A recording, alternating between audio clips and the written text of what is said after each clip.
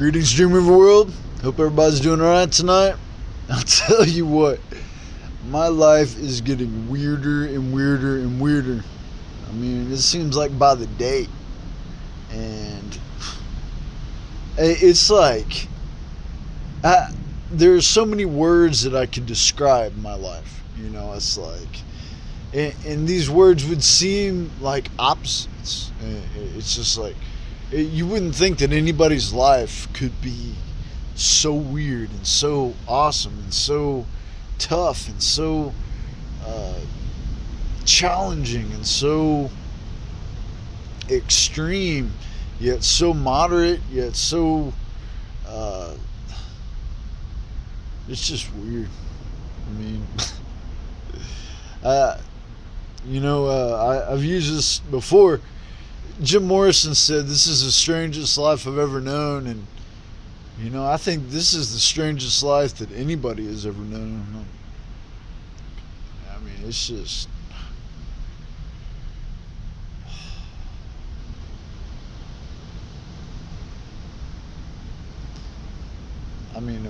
I could talk about it for hours, but I'm not going to. But that brings us to the lesson, so let's go ahead and get started. Truth is all about perspective, and the best perspective is the absolute perspective. This is what I try to teach you, the absolute truth. When dealing with things of opposite natures like that, the dialectic, it's hard for me to pronounce things right now. But anyway, the way to transition out of these opposites is to know the absolute truth. That way you transcend the duality, right? So you're just within the singularity, right? And it really does connect all things together. I try to teach you this absolute perspective, this absolute truth. In doing so, I am the absolute. And a lot of times I will tell you to do things, and you probably don't understand because you don't have that perspective. I can teach you how to see the absolute. I can see the absolute from the absolute perspective, but you're not going to be able to understand everything I tell you to do. And it's a lot like when a coach tells a player to do something. Right? The player isn't going to automatically understand things. You got to keep the big picture in mind. So when I tell you to do something, you should just do it without question. Instead of just thinking about, this particular play doesn't make sense, you need to understand that I'm thinking about everything. All right, so understand that. It's a very important metaphor. All right, so let's go ahead and get to what I wrote about everything. Alright. So go ahead and go to that post where I summarized everything together. So remember the other day when we were talking about how everything is connected, right? And the thing about connections is that sometimes connections have meaning. Sometimes they don't have any meaning. Sometimes they have the opposite meaning.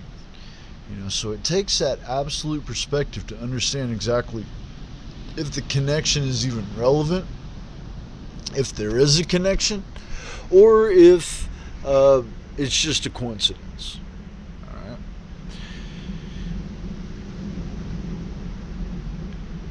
So, a few years ago, it was a few years ago. We'll talk about that in a little bit. Let's talk about names, because this is very important. We need to go ahead and talk about those first. A lot of people want to draw conclusions. Especially in the Bible, they want to try to make conclusions off of names, trying to say that there's some kind of namesake there. And no denying that, in all religions, there are people who name their children or from names in their religion. That's not what I'm talking about. What I'm talking about is whenever people seem to think that specific names seem to mean something. Now, I'm not talking about the meaning of names. What I'm talking about is this. A lot of times when I use prophets or Buddhas as metaphors for my life, people think that my life should be scripted exactly like their life. Like my life should be exactly like Jesus' life, or my life should be exactly like Buddha's life, or my life should be exactly like Stephen's life here, or my life should be exactly like the Apostle Paul's life, or my life should be exactly like anybody I try to use as a metaphor. And what people don't realize is that I am going to have my own story. All right, I'm not going to have the same story as anyone else. All right, and I know that makes it tough for people to believe that I'm the Christ because, I mean, look at Jesus. He was perfect his whole life, except perhaps when he was a kid, but he never sinned his whole life. And then you look at me, who had such a rough life to begin with, and then I repented. It's hard for people to see me as the Christ unless they actually understand my work. And then if they understand my work and they understand everything that I talk about, then it's easier to understand how I truly am God, how I am the one bringing in the new heaven and new earth, because not only am I claiming these things, I have the facts to back it up. I'm not just saying this stuff to try to get attention. In fact, I'm trying to get less attention. And it doesn't matter what I do. I mean, I have attention. I mean, no matter what I do, people are always trying to get at me. And on the other side, there are a lot of nice people out there too who are supportive in indirect and direct ways. I mean, it's the superhero life. It truly is, and I wouldn't trade it for anything. It truly is awesome. But I'm not doing this to try to get popular. I mean, I told you before, I don't like it. I don't like being so famous. Like the quote by Voltaire I posted the other night. It really is a heavy burden when somebody becomes too famous. And the opposition did this on purpose. They tried to ruin me and my work by trying to make me too popular too quick. Now, I've always got a plan. I've got an infinite mind. I've got an infinite plan. I've always got a plan no matter what. I've got a plan, a backup plan, and a backup plan. I mean, it's infinite. You can't stop me. And they don't realize that, or they didn't back then. They probably do now. And so I planned. It's not like I created all this stuff and I'm like, I had no plan if I became famous. I knew from the time that I wrote this stuff, all of this stuff, that it was going to be something where I would become popular eventually. When I wrote the government paper, I'll never forget, my teacher was grading one of the sections there of the government paper, and he said, Stephen, if this ever takes off, I hope you'll remember me in the credits. I mean, he knew it was awesome stuff. And since then, I knew it. And even before then, I knew. When I was a kid, right, I had no reason to believe this, but I knew I was going to be something great. And in my 20s, you never would have thought that I would have. With my life the way it went, I thought I was never going to get out of there. But I did. And now it's exactly what I thought of when I was a kid. But anyway, all that to say, people know what I'm saying is the truth. And my life isn't going to be like anybody else's life. My life is going to be my own life. Yeah, there are things that I am that are not like anyone else. And so people try to stereotype me and they try to put me in these molds and put these labels on me. But it never holds because they don't understand who I am. They don't understand what it means when I say I'm God. And the work speaks for itself. And I'm always going to have haters. I'm always going to have doubters. But all that to say is that, yeah, there are a lot of similarities between me and the first martyr here, Stephen. All right, with the opposition and everything, it's very strange. It really is. But don't try to draw some kind of similarity off of that name and think that it's supposed to be identical. All right. So now let's talk about his speech here.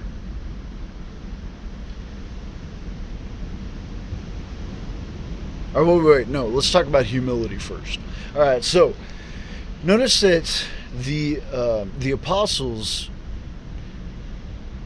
they thought that they needed someone to help out in things that they couldn't take care of because they were working on, some of the upper echelons of the ministry, you could say. And so they chose Stephen and some other people. And, it's not like these people are like, oh, no, I don't want to do that because it's a lesser spot. No, they went ahead, they stepped up and they did it, and the Spirit was with Stephen and gave him all kinds of wisdom. And so this persecution, these people, this opposition did not like what he was saying, and they created all of these false witnesses, exactly like what they did with me. And, it's weird that people neglected the Spirit back then just like they do now. Anytime people try to talk about the Spirit, that they try to make it sound like something that is fanciful or maybe even feminine or something like that, but the Spirit is all there is, and people don't understand that. And that's what makes me God, is that the Spirit is within me. I've told you before, it's our neurological energy, right? So understand that all of this, it happens for a reason. And all the people who blaspheme the Spirit, it will count against their judgment. All right? The whole reason that people find it uncomfortable to talk about the Spirit is because they are idolatrous at heart. They need some kind of form to attach to the Spirit. And that's why I have you meditate on the formless, so you can understand exactly what the Spirit is. All right. Yeah, it's easy to view me as my form as God. But when it comes down to it, you need to remember that it's the formlessness within me. Okay. All right. And then we talk about Elijah and Elijah. All right. Elisha was willing to take the lesser spot for Elijah, to help him. And it's always said that you shouldn't look back once you decide you're going to do the mission. You shouldn't look back. All right. But Elijah had mercy on Elisha and let him go back and say goodbye to his family. Okay, let's talk about the gospel. All right, so a few summers ago, I had a chance to combine the gospel together. And for those that don't know, all of those books, the first 4 books of the New Testament, are the gospel. And they are different perspectives of Jesus' life. All right. So these are the kinds of projects that I have in mind that if I ever had time to do, I would. And it took me the whole summer to do this. Anybody who is familiar with that would know the task involved in having to link all of these stories together. I mean, I had to go through every book, right, and every story and just write it down and write down the passages and link them together and do all that. It was a lot of work. And, the lost books of the Bible also have some references to Jesus' life up through Acts. Someday I would like to coordinate all of it together, from the time before Jesus was born all the way through Acts to the end of that till the church is started, after the Apostle Paul dies and, after the Apostle Peter dies and all of that. Someday I would like to make a complete story, comprehensive story of the beginning of Christianity, you could say. And anyway, it was tedious, it was difficult, but I finally got it done, and it's a valuable resource. It really is, and I'm glad I did it. Uh, but remember that if I use it during the lessons, I never take away from the message. All right, I might need to use some propositions or preposition or things that would make it flow easier. But I will never change the message, because to do that would be heresy. All right, so as far as the 12 apostles, they were always weak. If you read during Jesus' life, they're constantly doubting. They're constantly uh, being weak. I mean, they're making mistakes all the time, and Jesus is constantly forgiving them because He knows in the future that they're going to start the church. He knows their potential, you know. But when you teach people godly things, it takes work. It takes work because people are human, you know, and they want to reject discipline. Um, so you can imagine the patience that Jesus had to have with His disciples because they were constantly getting it wrong. Um, and so, you know, a lot of people think that I'm a mean guy sometimes, but people don't understand how patient I actually am with people because, you know, I'm trying to show you people the right way to be, the right way to act. And a lot of people constantly resist it, you know, and I only have the best of you in mind. You know, like I said, I can evolve each and every one of you into super creatures if you only just do what I tell you to do. You know? And all you got to do is have faith as big as a mustard seed. I mean, you don't have to have that much faith to get going. You know, and once you do, yeah, I mean, it'll enhance your life in every way. It will transform into something awesome, more awesome than you ever thought you could possibly be. I mean, I have truly found a way to make everything new, just like it says at the end of Revelation, you know, and whether it's individual or collectively, I've got the answers, and people just need to put away their pride so this will happen.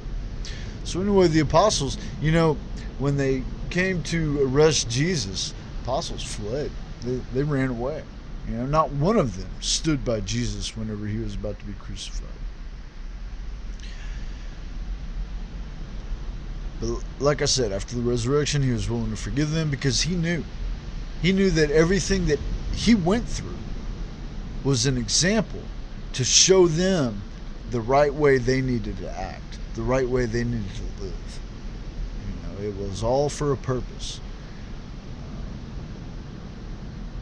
The power of the Spirit is very strong. I have proved this to you people. You know, think about the billions of people who are against me. You know, and they view the Spirit as something weak, but it makes me superhuman. It makes me Superman. Right? I don't even have any weaknesses. And the reason why I'm able to do that is because of the fortification of the Spirit. But it's weak in the eyes of people who are living according to worldly wisdom, because they are only based off of greed and materialism and things like that. And that's why they can't ever stop me, is because my power is completely unrelated to materialism. The Spirit is not related to materialism. All right? And so when they try to come at me with this material power, I am always able to overcome because I am always about the Spirit. And the Spirit is more powerful than anything in the mundane. You understand? And they don't seem to understand that. There isn't anything they can do to defeat me. And people are wasting time, they're wasting energy, wasting money, whatever it is that people do in order to try to stop me, they're just wasting time. Because this is only going to happen one way. It's going to happen the way I say it is. And if you people do not wake up, you will end up destroying yourselves, or there'll be some other catastrophe that you're not ready for. And understand this, I don't hate anyone. Yeah, I hate the sin. And that makes me hate some people in the way that I hate what they do. But I don't hate people. I want to save everyone. All right? Understand that. Understand the difference. Okay? Even people who don't agree with me, I still want to save each and every person, but they got to change their life in order to be saved. And I don't even require you to believe the same way I believe. I've got the secular government, all right, that's going to save everybody. But people want me to give up my religion. People want me to give up the kingdom when the government protects my religion. I have the freedom to have whatever kind of religion I want. And just because it's the most powerful religion out there that aligns everything together, it still doesn't make it to where I need to give it up. Even though it is more powerful than the government. Right? It is the most powerful thing in the entire universe. But that doesn't mean I have to give it up. So people just need to submit to it. Even if you don't believe in what I believe in. Even if you're an atheist. Even if you're somebody who is living a sinful life. You just need to give it up. And let me do what I do. It can only happen one way. And I'm not going to let it happen any other way, because I'll tell you this. If I did, it would be the same world. And you humans have been at this for thousands and thousands of years. I've only worked on this for a little bit more than a decade. We'll say 15 years. We'll say the year 2000 is when I first started making the change. When I first started teaching myself again. Relearning things and recollecting and such. So we'll say 16 years I've been working on this versus your thousands and thousands of years, and you keep wanting to do things the same way over and over and over again. And you keep trying to stop me, and you can't, because what I'm doing is foolproof. You can't, and you've tried now for almost 3 years. I mean, how much is going to be enough? Is it really going to take a world war? Is it really going to take a comet hitting the earth? Is it really going to take the ice caps melting for you people to wake up? Why can't you just do what I tell you to do? Is it really that much of a hindrance to you? Even though it's going to make your life better in every way, no matter what you believe? You got to learn your lesson. You got to tell the truth. You got to do what I tell you to do, or you're going to suffer the consequences. I'm the king. You can't take my kingdom from me. It'll always happen. You know, I'm about ready to take away the secular government altogether and just focus on the kingdom. Let the world burn. You know, there doesn't have to be a secular government. There doesn't have to be this middle ground. There can just be heaven and hell. This is my compassion for you. But you people are treating it like you have some kind of control over it. And I am the absolute ruler. You understand what that means? It means you don't have control. Yeah, a lot of people, they have control over minor things. But when it comes to the final decision of who does what, the final word is mine. So repent, recognize your king. This is all about the excellence of soul, people. But you know, even if you don't believe the Dreamweaver way, I'm the man on top of the mountain, and y'all are never going to be able to throw me off. I've used the example before that I am so far out ahead of you people as far as wisdom goes, you will never catch up with me. Even if I did decide to quit, there wasn't anybody who will ever be able to match my intelligence. Ever. So understand that. There is no other way to save you, whether religiously or secularly, than to do what I tell you to do. Dreamweaver believers, continue living righteously. Continue living the Dreamweaver way. Peace.